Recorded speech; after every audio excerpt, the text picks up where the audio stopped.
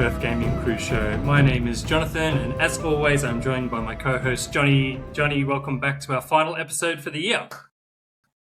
Hurrah! And almost end of 2025, people of Perth and Beyond. So very excited to wrap up the year. Almost there, and very happy to have Tim back to help us do that. Welcome back, Tim. Thanks very much, Johnny. I'm feeling like I'm becoming part of the furniture for the Perth Gaming Crew show. 100%. Absolutely. It's been really good to have you on all the episodes so far to date, Tim. And I think the people of Perth and Beyond are particularly excited to hear about the games you're going to talk about today. So for those of you who missed our last episode, we've recently covered the Game Awards. And also, Johnny and I gave our early impressions of Metroid Prime 4 Beyond. However, it is the silly season. There are only a few days left until the new year. We've all enjoyed our Christmas Day, Boxing Day feasts, feeling a little bloated, a little bit relaxed. And it is time for us to talk about some of the games, like our biggest games from this year that we haven't talked about yet. So we're going to cover 5 big games in total. Some of them are our favorites for the year, and some of them are just ones that we want to talk about. In addition to the 5 games, Johnny's also going to give us a spiel about the Nintendo Switch online service, which we bow unto and love and adore because it has been delivering banger after banger this year in particular with the launch of the Switch 2. But before I go on, we're going to start off with Tim as our guest on again today. I think it's only right that you lead the charge. And the only question I have for you is, Clair Obscur Expedition 33, is it actually based in France? Yes, it is based in a version of France. I will say, I just want to say, guys, you need to play this game. You know that I could keep this segment very, very brief and just tell you both that you absolutely need to play this. But honestly, like, this game really took me by surprise. It did take me a while before I decided that I would purchase this. And I remember back in May, I was hanging out with a friend of mine and he was itching to head back home so he could continue playing this. So, something that, would sort of draw a player back to it like that. I figured, I was curious, I was thinking that I probably do need to at least get onto this game at some point. Reviews had been coming out and, all of them were very glowing in their assessment of this game. But I wasn't really sure if I could play something like this. In fact, the only sort of turn-based combat games that I'd played in the past were Wasteland 2, Wasteland 3. I had a very, very incomplete play of Fallout 3. And the last one that I can remember distinctly was the South Park Fractured But Whole game. I did finish that game on the Xbox, and one of the things that I remembered from that was this really epic boss battle against Morgan Freeman. That was an absolute bastard of a battle. But anyway, as you do. But anyway, after all the hype from this one friend of mine, I started seeing more videos, started seeing more articles talking about this game. He had nothing but glowing words for it, and I didn't have anything to lose, so I bought it as soon as I saw it on sale on Steam. It did take me a while to install it, and unfortunately, once I did start playing it, I was comparing it unfairly to the game that I'm going to talk about later on in this episode, Ghost of Yotei. There are just a couple of things that I felt that I didn't like. I didn't like the lack of a map. I thought the exploration was kind of limited. And I thought that some of the platforming felt pretty terrible and clunky. It felt like there were a lot of invisible walls, or things you couldn't even clear with a jump.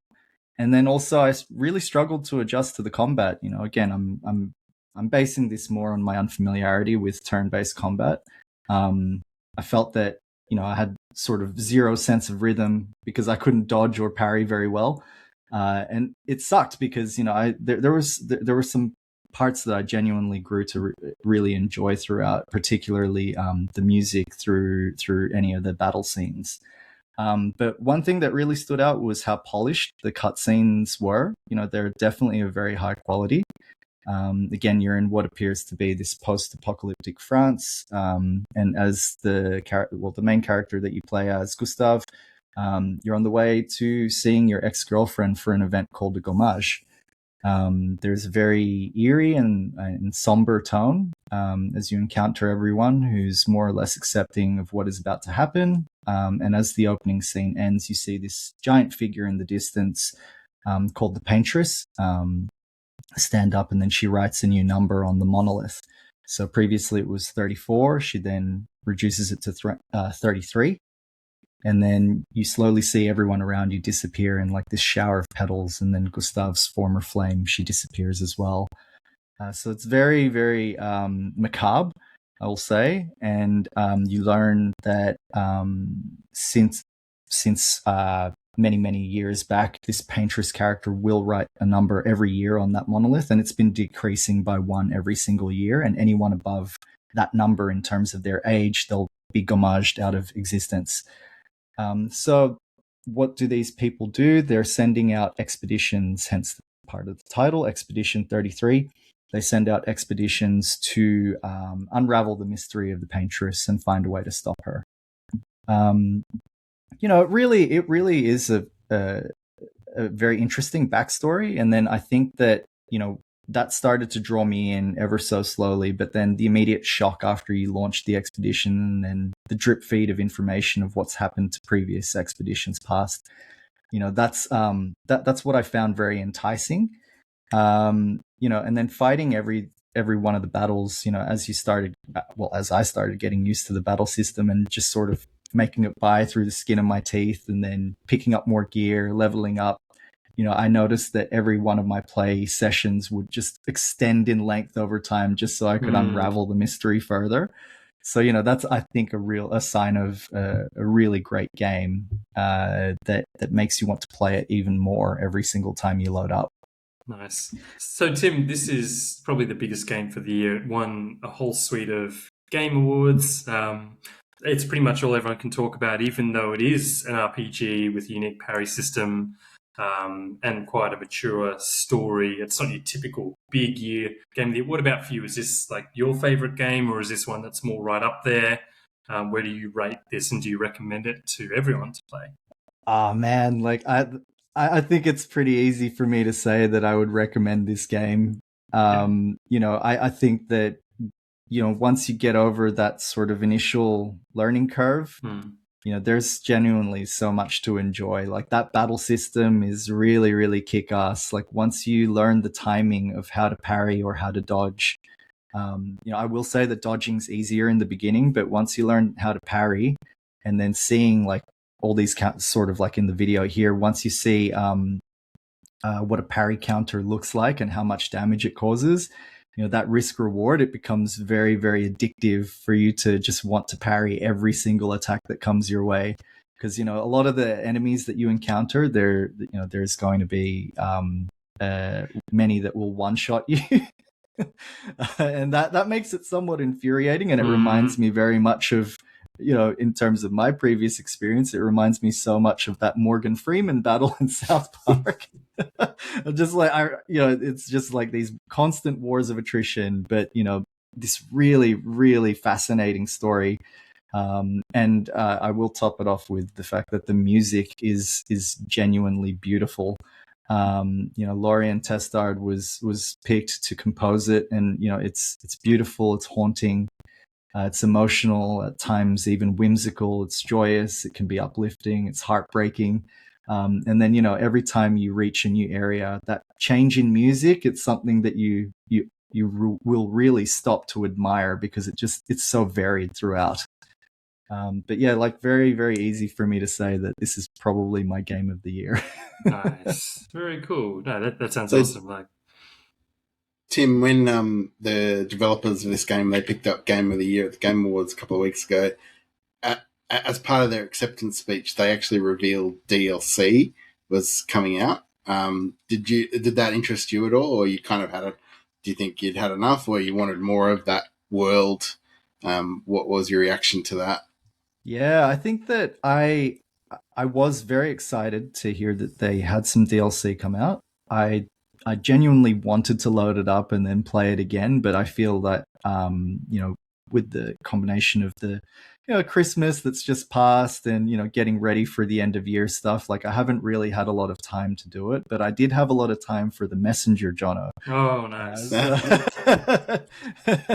We will have to discuss that at some point. 100%. Bring the Messenger back. That's the one game everyone needs to play. So much there. Oh, that's awesome. Love it. No, thanks for sharing, Tim. That's really cool because it's just such a big game. Really glad you played it. I'm definitely keen to look at it myself. Yeah, man. If you don't mind me saying, like, I think that this this game, I genuinely hope you two get a chance to play it soon. I'm hoping that Sandfall Interactive will port it over to the Switch 2. And then seeing like videos on YouTube, it's a game that I think has brought a lot of joy and tears to gamers who have managed to experience it. And for once, it's been really nice that I can share and relate to those people who've played this game. And just in closing for this, I do have so much that I'd love to say. I think that Clair Obscur really will go down as one of the most important, vital, and even pivotal games in history. I think it's a triumph of independent creators, independent studios proving that they're capable of AAA games. And I think it's a triumph of the imagination. It raises the standard again of what is capable in games. And I know that this term will get thrown around a lot, but it is absolute cinema. It's beautiful, it's a heart-wrenching story. It's a gaming experience that I think will be talked about for decades to come. If they're hearing this, I'd like to thank Sandfall Interactive for this really beautiful story. I think it's painted on my soul. And to quote the game for those who come after, you will enjoy this game as much as the 1 million+ players around the world already have. Nice. No, well said, Tim. How can we not go play it next year? After hearing all that, very excited to go do so. Johnny, you're up. What would you like to talk about first for you in a big year of gaming? Yeah, I had to think long and hard about where I'd go because obviously a game released from my favourite franchise, Metroid this year, Metroid Prime 4, but we talked about that last week, so we can park that for now, but don't worry, very reluctantly, and don't worry, people of Perth and Beyond. We're going to talk more about Metroid Prime in 2026, that's for sure. Similarly, I've been quite obsessed with Hades 2, but again, covered that last week, so we can leave that for today.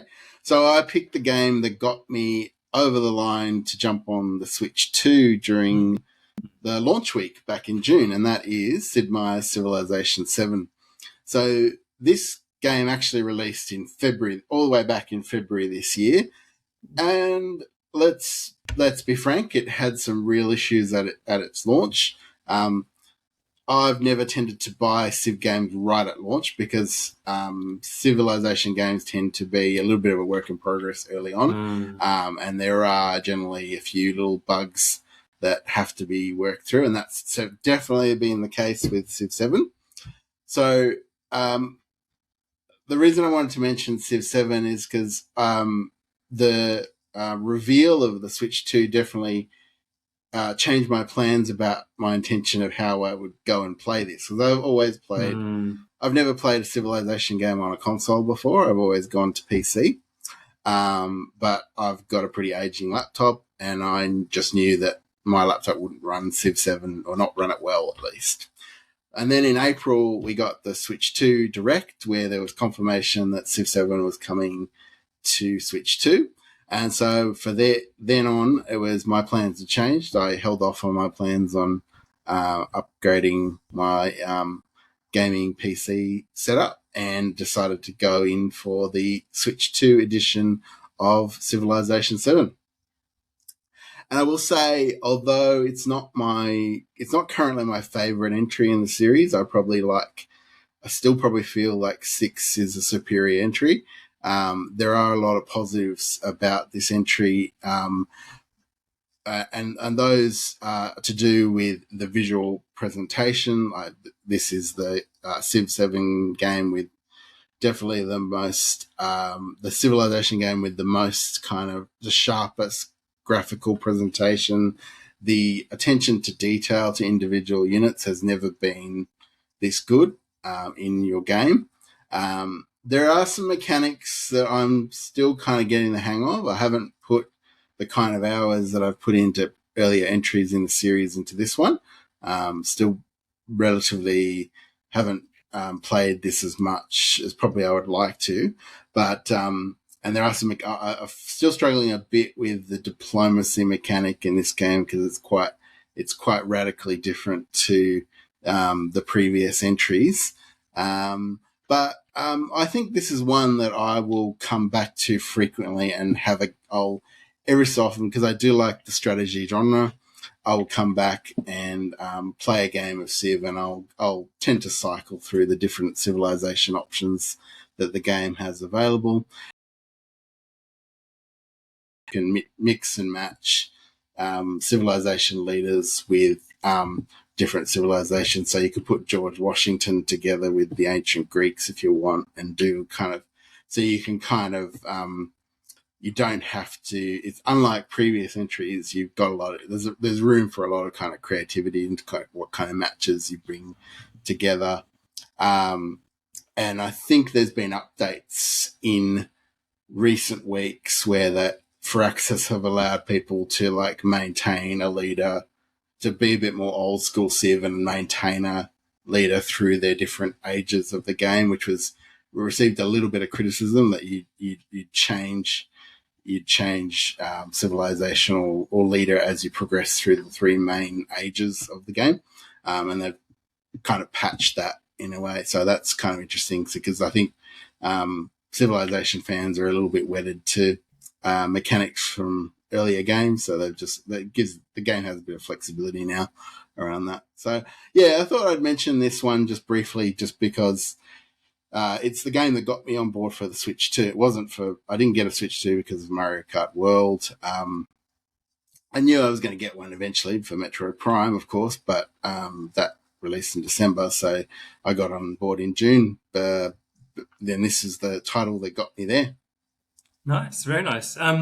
Johnny, a couple of things I want to ask you about this game is that this also released on the original Switch. And I think for people who are converting to the Switch 2, the graphical upgrade or the Switch 2 version of a game release is one of the big reasons. Do you think you could have got this on the original Switch and enjoyed it, or is it clearly a Switch 2 game? And also, mouse controls. This does have mouse controls, which is like the PC type option. Have you tried that and the traditional controller scheme, and how are you finding that experience? So you can obviously, with the Switch 2 edition, you've got the Joy-Con mouse controls, but you can also connect a regular PC mouse, Wi-Fi cool. mouse, Bluetooth mouse, sorry. Yep. And that is the way of most of them. I haven't used the Joy-Con so much, but more just the regular PC mouse with Civ 7. I didn't think I'd go for the version on the OG Switch just because you'd be missing out on probably the main appeal of this game is the visual polish, and the Switch 1 version, you'd almost get a version of the game with a bit of Vaseline smeared over the camera lens. So it just wouldn't, I don't think it would be particularly worthwhile. So that made me kind of hold off. And obviously with all the issues that were reported at launch, it kind of also made me think, I'll wait a few months while Firaxis gets their house in order a bit. They might have rushed the release a bit to get it out in February, to get it out ahead of some competition later in the year, like Anno, the new Anno game released. Yeah, Anno Pax. Anno Pax Romana released not long ago, so they might have been trying to get ahead of some of their competition and released it quite early in the year.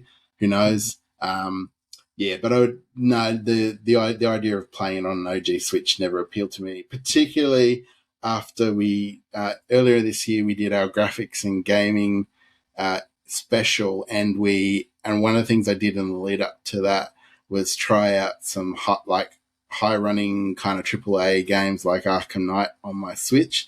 And I think I might have told you, John, that running that on my OG Switch, it used up all the storage on my OG Switch. And then I think there was steam coming out of my OG Switch when I was playing. And it's not even a Steam Deck, Johnny.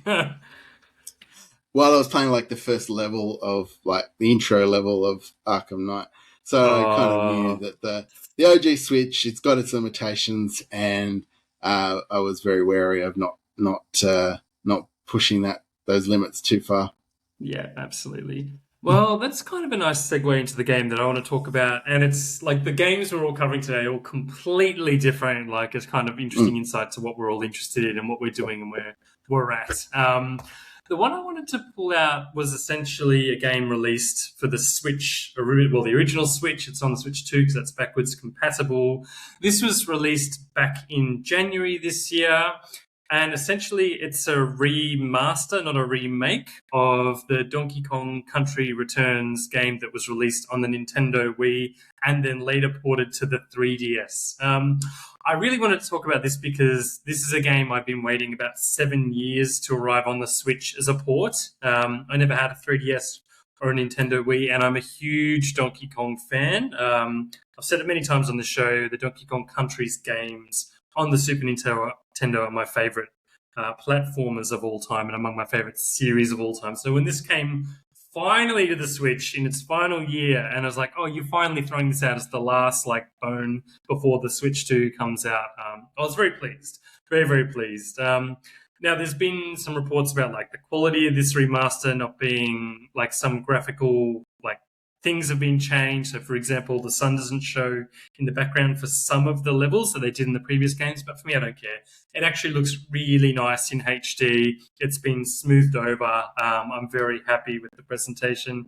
For those of you who aren't aware of what this game is, it's an effort by Retro Studios, who also made the Metroid Prime games. And this is what they were tasked with doing, but also wanted to do back at that time after completing Metroid Prime 1, 2, and 3. And it was a huge game that Nintendo pushed, in the Nintendo Wii era to appeal, I guess, to the Japanese and American market, because it was going to be a global first-party game that was going to bring back the glory days of the Super Nintendo, and it did so in many ways. So essentially, you play as Donkey Kong. It's got all the hallmarks of the Donkey Kong Country games. You're breaking barrels, you're barrel riding to fly through the air, you're collecting bananas, puzzle pieces, Kong letters. But the flow and rhythm of this game, for people who still play platformers these days, and I know platformers are not a big genre, the flow of this game is absolutely fantastic. It just feels really joyous to jump, to roll, to pound on the ground, to do all the actions that you do as Donkey Kong through the level.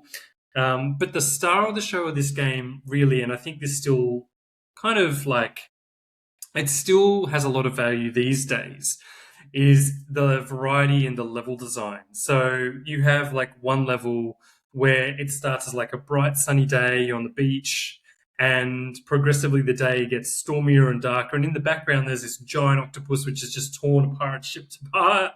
And you're like, yep, that's coming for me later in the level. I just know it.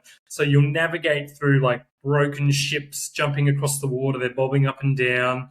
And then you'll, be climbing in this cave, and this octopus starts smashing the other ships that have been broken yet. Then you move through a separate cave where its tentacles are coming out of the ground, and you're climbing on the roof.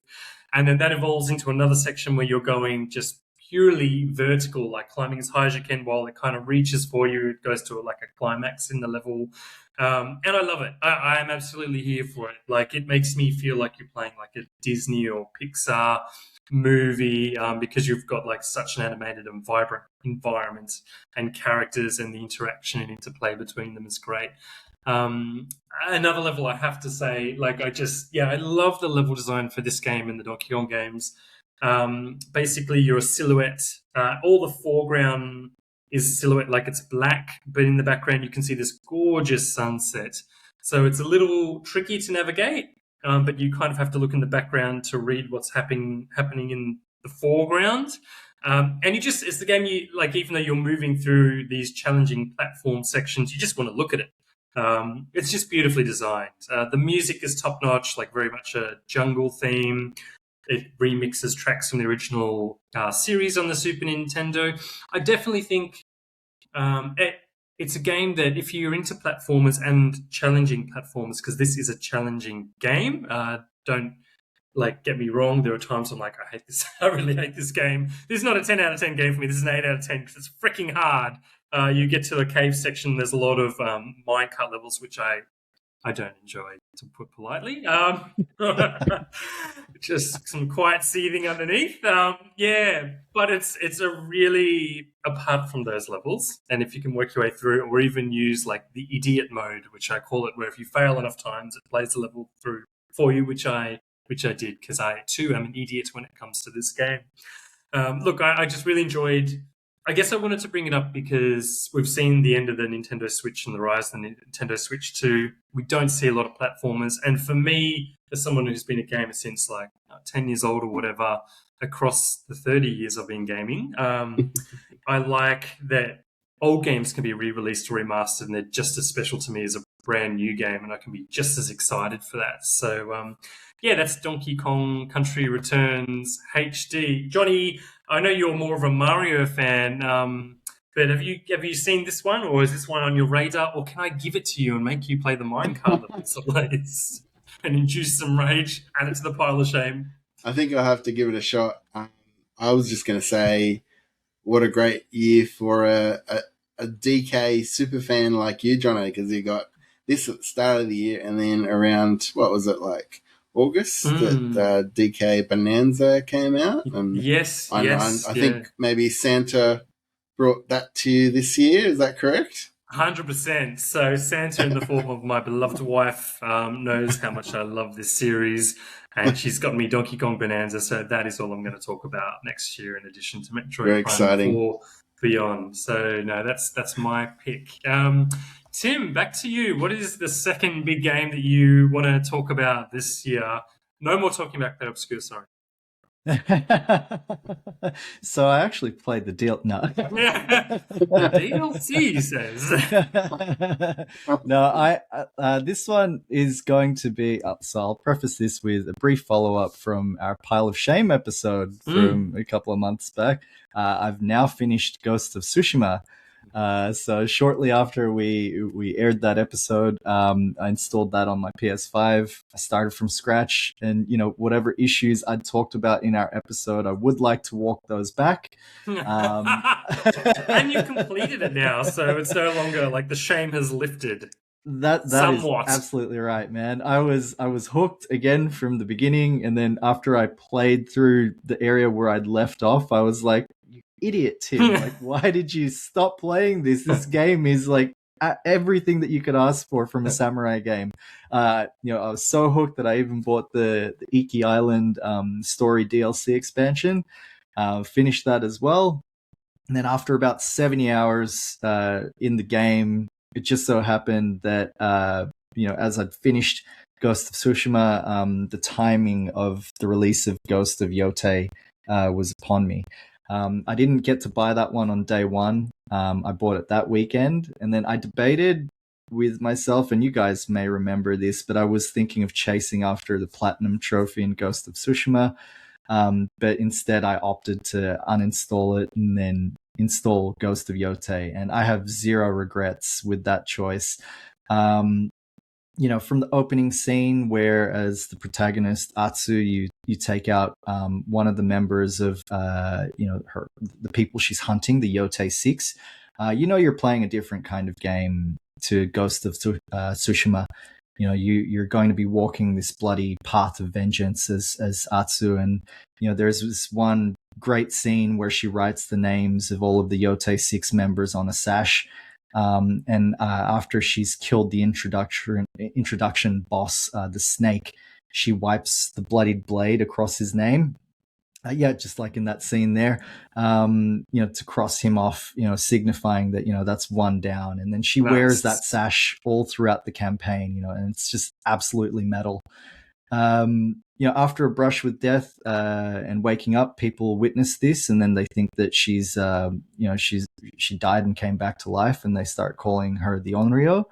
which is a vengeful spirit.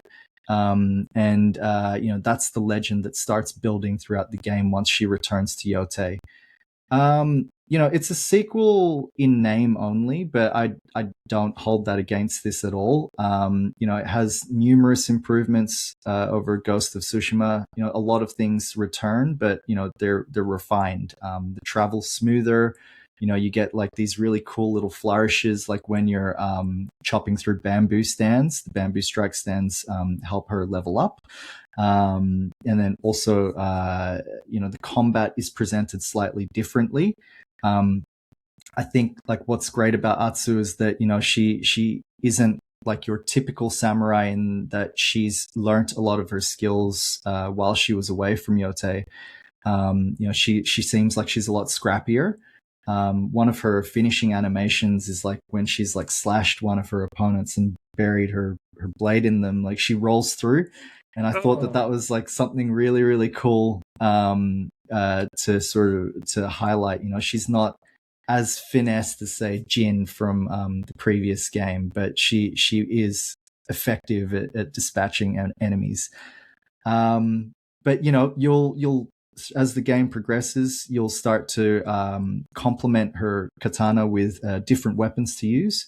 So you'll learn how to use dual katana, the yari, which is a spear, a kusarigama, which is a chain sickle, and the odachi, which is this massive two-handed greatsword. And then switching between them is very similar to how you would switch stances in Ghost of Tsushima. Instead of switching stances, rather you change to different weapons to deal with different enemies. And it's really, really awesome how it does that. And I think what also stands out to this, and as a martial arts movie fan, I think that the game does a great way of emulating what you see in martial arts films and how this character will learn these different weapons. So, for example, when she learns how to use the spear, the master will ask her to go fishing, and she has to spear fish. But my absolute favorite out of them is when you're learning how to use the dual katana. And so the master of that, he'll get you to cut through bamboo. And in the first game, most of the time you would use like a combination of the face buttons as well as some of the shoulder buttons. But to emulate that sort of awkwardness when you're using your non-dominant hand, they get you to press buttons that you normally wouldn't press for it. It's clever. And I yeah, exactly. And I thought that was one of the best things about this, that, like you actually feel just as awkward pressing them as she's trying to learn this. Other things that return that I think work really well are jewels. So in Tsushima, you had like these really random, seemingly random jewels that would appear on your map. And then when they would start, the cinematic was very reminiscent of samurai films. But you get to do these once again, and I think that the enemies are really well varied in this. The storyline is that you're fighting these students of Takazo the Unrivaled. If you beat them, you'll eventually encounter Takazo himself, and then that leads to one of the most challenging boss fights I've ever played. I had to reload it so many times because it absolutely tests all your reactions and your knowledge of the systems to beat him. Another thing that I will say about this game that I really appreciated was that when I played Ghost of Tsushima, I felt that the map could be quite big, and it was a bit boring traveling through it at times. This map feels a touch smaller, but it felt like there was almost always something to do, but like maybe a little bit too much. But like some funny reels show off people who say they're about 60 hours into the game, but there are still 5 members of the Yotei 6 still living because they get too distracted. And like there's something like you follow smoke in the distance, or you spot something through your spyglass, or you'll be traveling to one journey and then this yellow bird will appear, and then if you follow that, it'll take you to something else completely. But it is very distracting, but I think it's very fun to explore.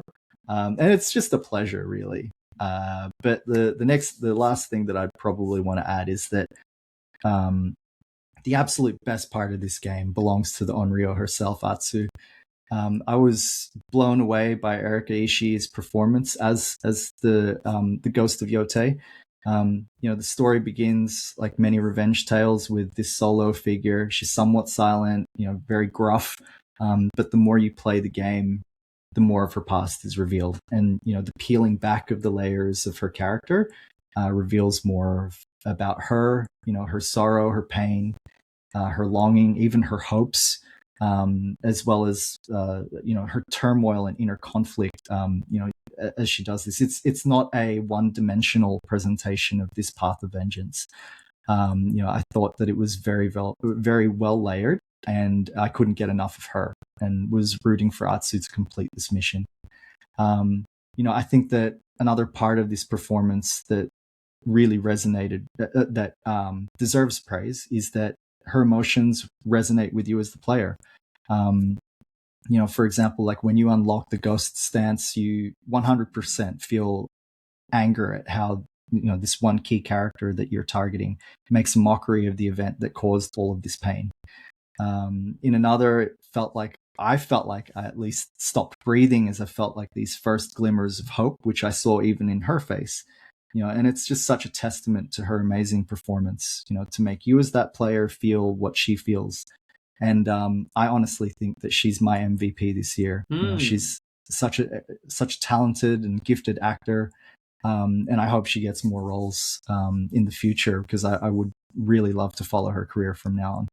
Wow, sounds like this is like another like peak game for you, like overall, not just this year, but just like raising the bar from Ghost of Tsushima.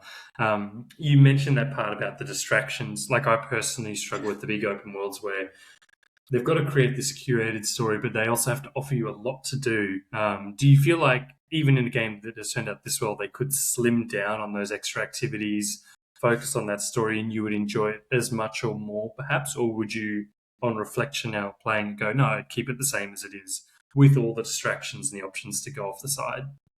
I think that it struck the right balance in this one, with having a lot of things to do but not feeling too repetitive. I think that games like this, and I think I've read this in a review as well, they felt that a lot of this felt like it was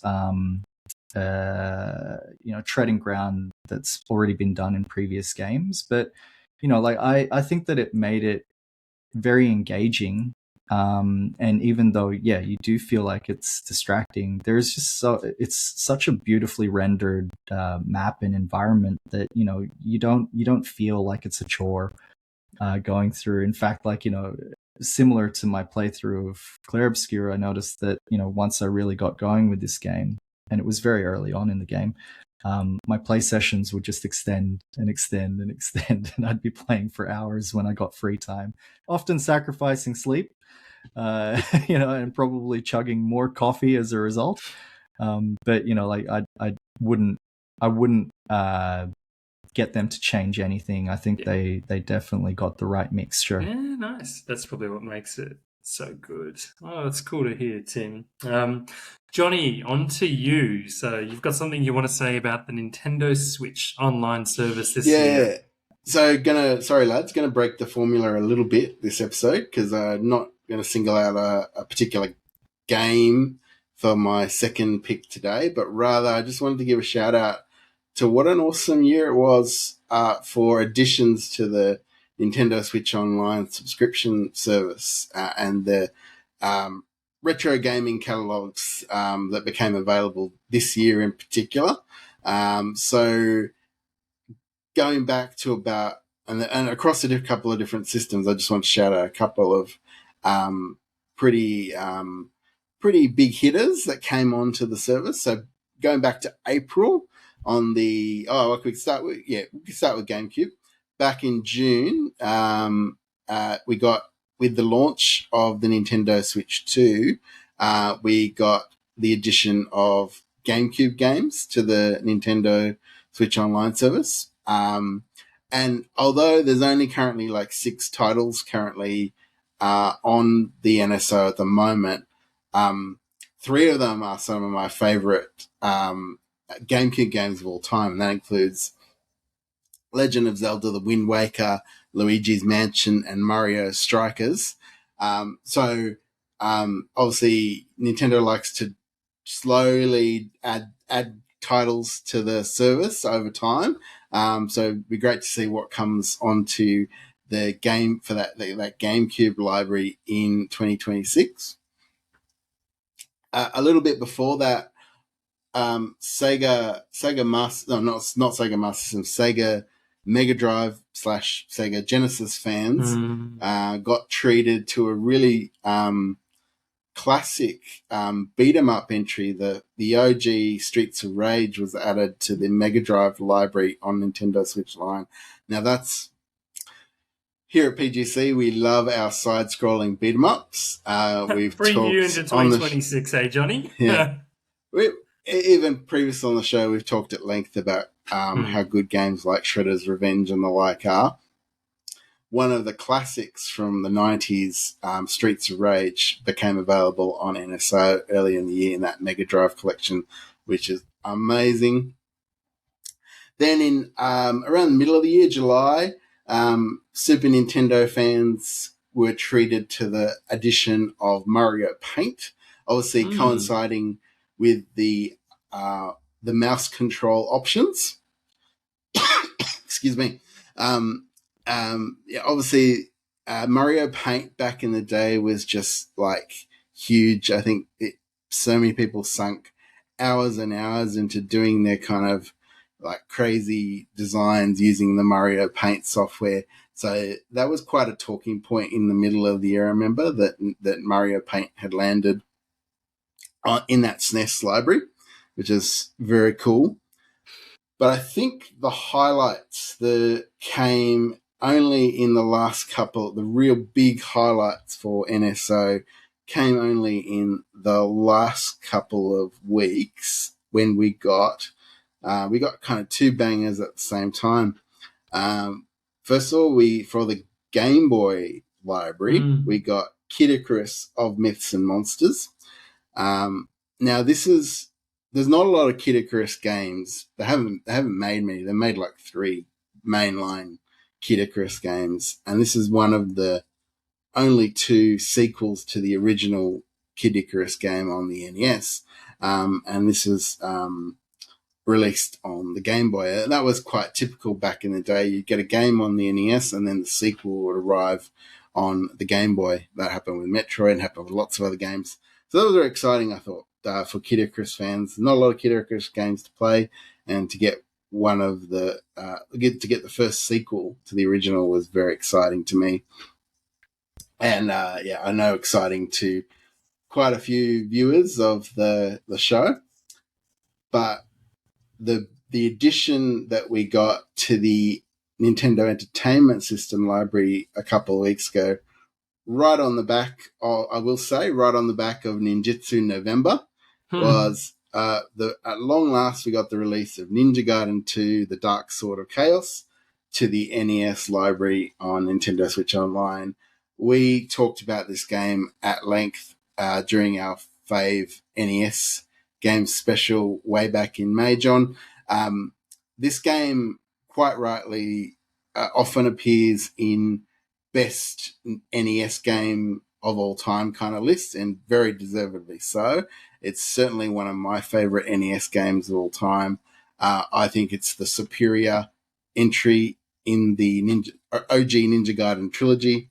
So when almost days after we'd talked about the Ninja Gaiden games in our first Ninjutsu November episode in early November, Nintendo announced that this was coming to Nintendo Switch Online, and I couldn't have been happier, to be honest. So I just wanted to just say that what a great year 2025 was for additions to NSO. I think maybe one of the best years since the launch of NSO itself, maybe, if that's not too big a call to make. No, I think that's a fair call, and I think it was a smart move by Nintendo with the launch of the Switch 2 to go, here is a brand new retro console that you can now access in the form of the GameCube, particularly keeping in mind that Metroid Prime 4, which the series is associated with that console, so that'll create that kind of connection for nostalgic gamers like you and I in particular, Johnny.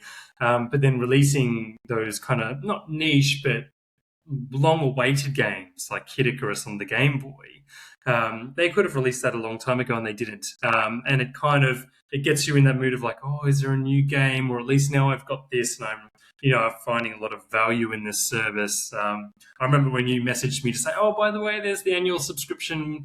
And if you get it, you get an additional month or 3 months or something of NSO. And I signed up straight away. Kind of much like my previous comments about new games and old games, like a service like this with access to games like even playing the Wind Waker, for example, you can go have 20 hours of enjoyment out of that and get a lot of value out of that.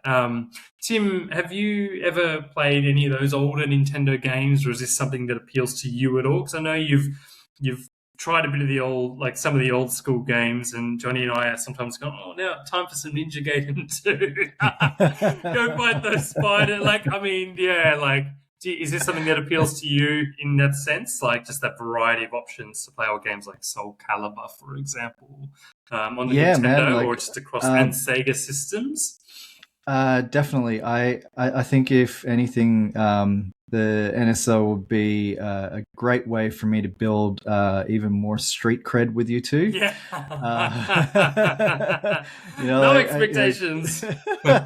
Give me a little bit more legitimacy as a gamer. Yeah, that's right. I mean, he's only beaten Clair Obscur and like Curse of Yotei, But can he play the old school So look at this game, Tim. Like, you can't even move forward. Look at the freaking wind in there. I don't know how Johnny... You've beaten this, Johnny. That's the scary bit. Yeah, no, it's one of my favorites. I've beaten it several times over the years. I still haven't, since it was added to NSO, I haven't gotten a chance to go back and play it. I played the original Ninja Gaiden just before we talked about it a couple of weeks ago, but no, I'm itching to go back and play this again because you frequently see it popping up on top 10 NES games of all time, and that kind of thing. And I think, and I whenever I see that, I think, 100%, you're damn straight, because it is one of the best games from that generation, in my view, in my book. So very excited to go play it again in the near future. Awesome. Something for 2026 to look forward to. Well, my final pick this year, it's very different to the other picks. It's quite unique. I want to use it as a little vehicle to rant about Half-Yard Xbox, which I'll try not to, so pull me up, lads, if I'm doing that too much. But I really wanted to highlight it for a lot of reasons. So this is Hellblade 2 Senua's Sacrifice. I've played the original Hellblade, Senua's Saga, and I've played the original, which is Hellblade Senua's Sacrifice. Really enjoyed that. But Hellblade 2 Senua's Saga was originally a Microsoft exclusive because Ninja Theory, who developed it, was acquired by Microsoft. And interestingly enough, it was announced as like their first game for the Xbox Series consoles back in 2020 at the Game Awards, Johnny, which we just covered. So I thought it was like quite fitting to bring that up now. This game was released last year, but it was released cross-platform this year with an enhanced edition. So it's on the PlayStation consoles, and the enhancements include like 60 FPS with 4K quality mode. Also includes like a photo mode. Also includes like developer commentary and all of those things.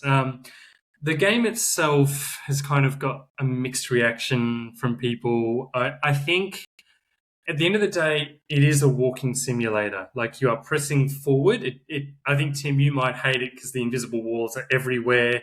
You don't really have platforming. You don't have skill trees. You don't have equipment crafting, all of those things. This is really an interactive media piece to me that belongs like in a museum and goes, here's a controller, and what you're going to do is experience this character Senua from the 9th century, who comes from Scotland at the time, which is Auckland or something like that.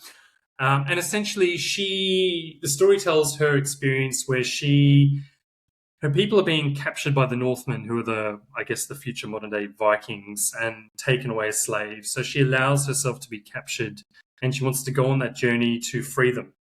And as she does that, what she discovers is she gets taken to Iceland, which is absolutely stunning. And I'll come back to that. And she finds out what's going on is that all of her people are being captured because they're actually being taken as slaves to be fed to the giants of that region. So this game has a mix of history, but also mythology of that region, which is just really enthralling. So you will come across multiple giants in the game, and their presence is just like, I don't know how to describe it. It's out of this world, the way you interact with them, and they're told to you through just like exploration and exposition and all these things. But essentially, yeah, it is. You move your way forward. Sometimes Senua is crawling through a cave, and a key part of this game is that she suffers from these oral hallucinations. She has basically two voices in her head, which are considered the Furies in mythology. But it is also like an acknowledgement of psychosis that some people do experience in real life, and they had psychologists work on this game, and people experience psychosis as well to say this is what my experience would be. So it can be a difficult game to experience depending on your own personal experiences. But I think if you're interested in the mythology aspect, the storytelling, this is one you just cannot miss. For me, I often think about like cross-gen and next-gen and what it means. And I think, Tim, we're looking at the Ghost of Yotei footage, and that is a leap. Well, it's a step up from Ghosts of Tsushima and a PS5 exclusive. And for me, this is the best looking game I've seen on any generation across consoles and PC. It just looks that stunning. And when you go into the developer commentary about it, they actually use drones to go all over Iceland just to like scan the topography and then build that into the game directly. And it looks like you're in like a realistic environment in that sense.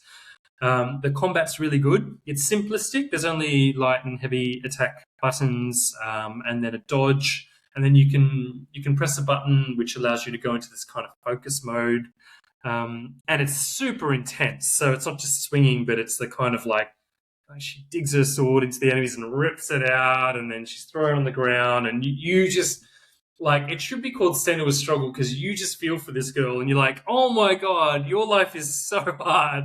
Everything you do is intense, and it drains you to your core, but you just inch your way through. Literally, sometimes you are crawling through a cave at just like a turtle speed, going, just get the hell through this. Yeah, I really liked the experience that it offered me as a gamer.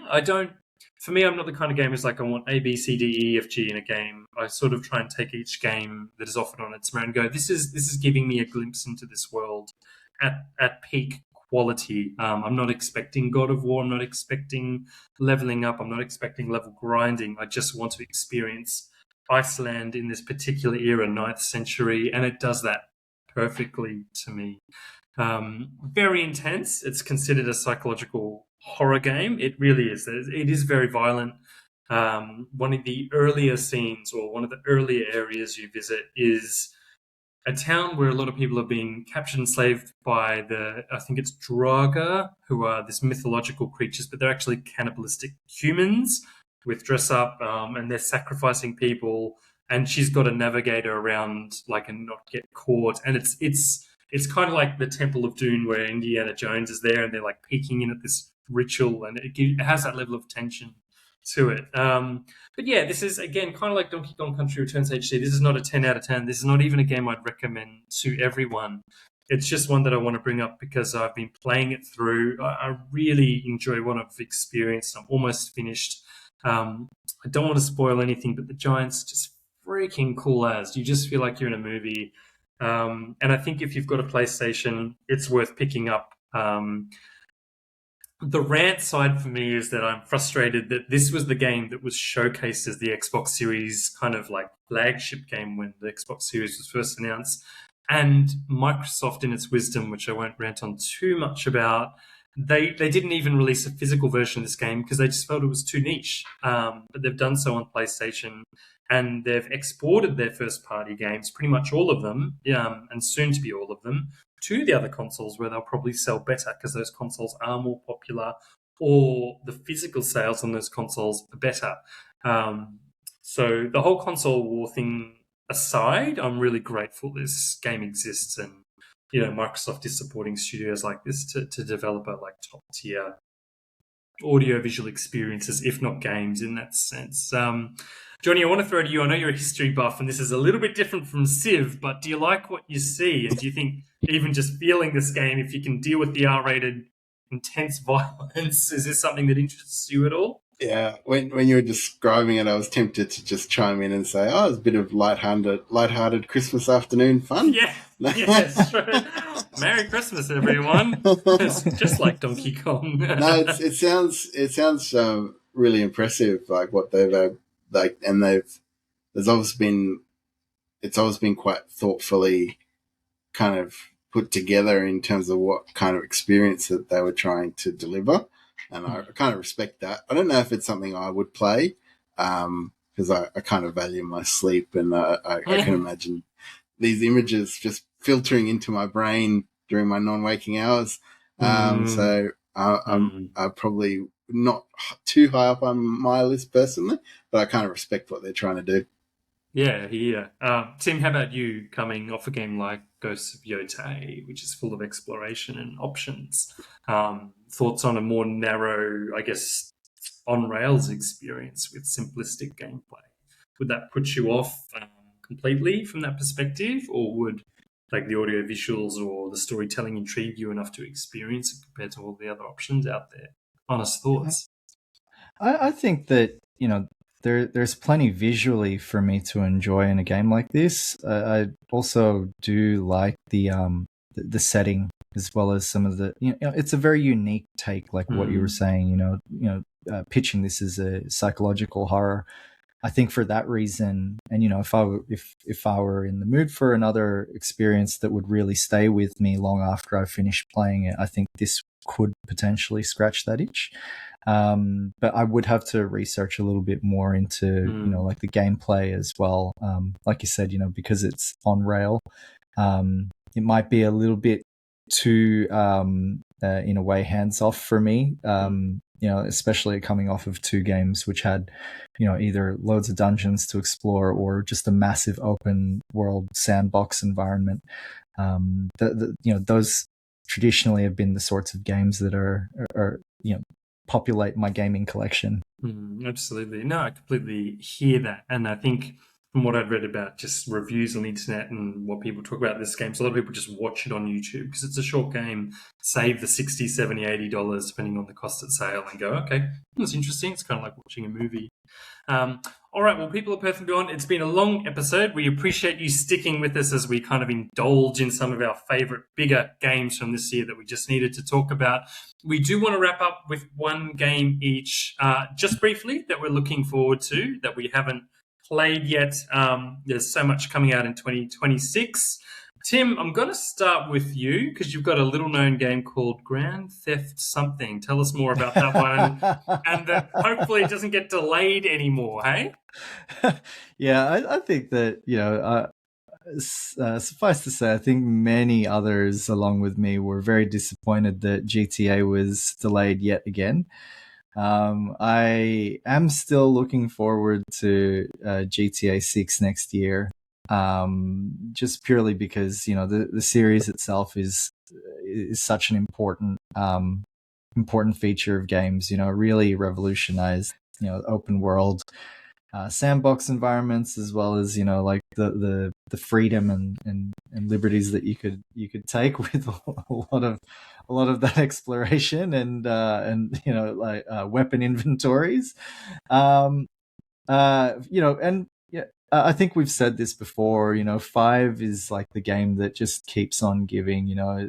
It started out on the PS3 and Xbox 360 systems, and just keeps getting remastered and re-released. So, with something as big as that, I'm curious to see if Rockstar can pull off something again with this, whether it's going to be something that will be almost timeless like GTA 5, or if it's just going to be something of the current times. It'll be nice to assess that, and then even weigh in 1 year or 5 years after the release of 6 and see whether that's going to stack up, or if it'll have as big a following as GTA 5 and GTA Online.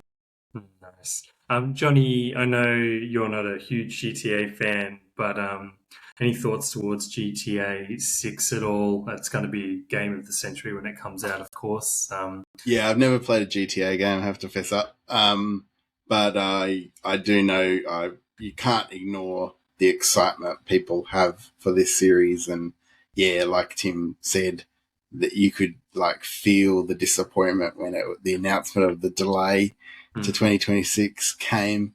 And then I think there was almost and then there was a second announcement of a subsequent delay from, I think it might have been from May to November. Is that right, guys? Yeah, November next year is the current release date. Yeah. But look, that's a target for holiday season. Makes sense. They're giving themselves as much time as possible without deflating interest. Wouldn't be surprised if it gets pushed back again or comes out with a whole range of bugs, because it is just going to be such a giant beast to launch on multiple consoles and PC. Yeah. From what I have been reading, all the developers are just going, we're not going anywhere near this game. We're going to give it a 6-month window, because we're not going to sell anything. We're not going to be in the media. I'm not going to say crap, I was going to say crap, but just all the ridiculousness, like the memes this game will generate, the real life connections that it'll do call out. This game will be everywhere and anywhere not for all ages, but I'm sure people who are younger than they should be will be playing GTA 6 on their PS5 and doing hey, Mum and Dad, what I want for Christmas is this game, ignore the rating. It's just like an adventure game, nothing more to it. Not quite. Johnny, how about you? So there's, 2026 is a little unknown. There's a couple of big games coming out or announced so far. What's your pick for next year? So I have been for some time now, since about the middle of the year. I've been very excited for the Switch 2 port of Indiana Jones and the Great Circle. So not long after we did our coverage of Summer Games Fest, it was confirmed that Indy Jones and the Great Circle is getting a Switch 2 port in 2026. I don't think it has a release date yet. No set date yet. No set date. It's 2026. Yep. I feel pretty confident it'll be first half of 2026. I don't think they'll want to sleep on this for too long. And that would work out very well for me if it did come out then in the first half of the year sometime. But yeah, I'm a big Indiana Jones fan. John, as you know, we talked about the excitement for this game originally coming out as a Microsoft exclusive, but obviously it's available on PlayStation now too. And there's already been DLC come out for this that we've talked about on the show previously. So yeah, very excited for my chance to get hands on with Indy and the Great Circle in 2026. Awesome. Yeah. And Tim, I know you've played this game as well. This is one I'm looking forward to. I'm hoping, Johnny, that they do give us Joy-Con controllers that are gold-plated to kind of Nintendo just does shit like that, or some sort of quirky amiibo, Johnny. I think that would be funny. Why not put Indiana in the next version of Smash Brothers? That would be awesome. I think stuff like that would fly really well with just gamers across, just across all the generations. So, yeah, looking forward to that. Well, my final pick, and I don't have footage, unfortunately, so I'll keep it brief, is Dispatch. So Dispatch is described as kind of like a superhero. You're kind of managing these superheroes, and it's developed by ad hoc studios who have staff from the former Telltale games. And they put out The Walking Dead, and they also put out The Wolf Among Us. And I've also played the Batman game by the Telltale developers, and I loved all that stuff. Dispatch looks amazing. Really am looking forward to it. It's got very positive reviews. It's going for it's like $20 or $30 on the eShop at the moment, so probably going to pick that up today, I would say. But yeah, essentially you play as Mecha Man, and you're managing this group of they're villains actually, and you set them to task to different incidents or events or crimes that they need to stop. So there's a bit of I guess you would call it Suicide Squad kind of flavor and thinking in there. but it's also about the romances and the conflict in the team, and how your character evolves and responds, and the tension and the humor all around that. I love those experiences. They're kind of like you pick your option. There's multiple ways for the story to play out, but I really enjoy that kind of thing, and I think it's a nice palate cleanser in between other games. But we are running over an hour, so it is time for us to wrap up. Thank you so much, people of Perth and Beyond, for joining us this year. For those of you who enjoyed our specials or have just contacted us through the website or commented on social media, all those kind of things, we really do appreciate your support. Johnny and I basically work, and we have kids and family, as does Tim. So we really appreciate that, we can do very little with the time that we have. But we love what we do, and we appreciate the support that you give us, and those of you who do watch the show, and friends have reconnected with us over the years through this show too. Hope you all have a safe and happy Christmas holiday break, and no one has to go back to work too soon. If you do, take a sickie, play some games. We've told you some that you should go play. Any final words from you, Johnny, to wrap up the year for the people of Perth and beyond? Yeah, I just want to echo everything you've just said, John. I particularly want to thank all the guests we've had on the show this year. Thank you, Tim, for, I think, half dozen episodes you've joined us for. You've made them all really special. I don't think our Ninjutsu November celebrations would have been the same without you, so thanks 100%. So much. Also, I want to say thanks to Dudley, who's joined us a couple of times in the first half of the year. It's been great. And I also want to shout out Kieran, who joined us for our May the 4th special all the way back in early May. I don't think we could have done a Star Wars special quite that special without Kieran. So I wanted to shout out all our amazing guests in 2025. You've all been amazing. Awesome. Thank you, Johnny. Great shout out. Tim, any final words from you? Don't talk about Clair Obscur again. What's up? Well, about Clair. Yeah. Well, actually, when you get to 20th. Look, I just want to say, guys, my most heartfelt thank you to both of you. It was a genuine pleasure meeting you both last year, and then to be invited to share in this this amazing little podcast that you guys have started. And you guys, I have to also thank for perhaps even reawakening the innate gamer within me that had been dormant for so long. The amount of fun that you guys have when you talk about games and when you tell me about games that you've played, it's truly infectious. And it really made me want to just tap back into this little I guess hobby of mine. And it's been so much fun talking about everything that I've been able to finish either on the podcast or with you guys offline. So again, many thanks. Great way to end 2025. Looking forward to a bigger 2026. 100%. You'll be coming back before you know it, Tim, and joining us in 2026. And we appreciate you joining and everything you've contributed to the show too. It was awesome seeing you in Melbourne for PAX. In the flesh, it's just nice to have that face-to-face experience. And as people who might have seen previous episodes, Johnny and I don't live in the same city either, so it's always great to catch up face to face. But that's all we have for the Perth Gaming Crew show. So our first episode will be sometime in the second or third week of January. We've got to figure a few things out. Until then, happy gaming and have a great rest of the year. Catch you later.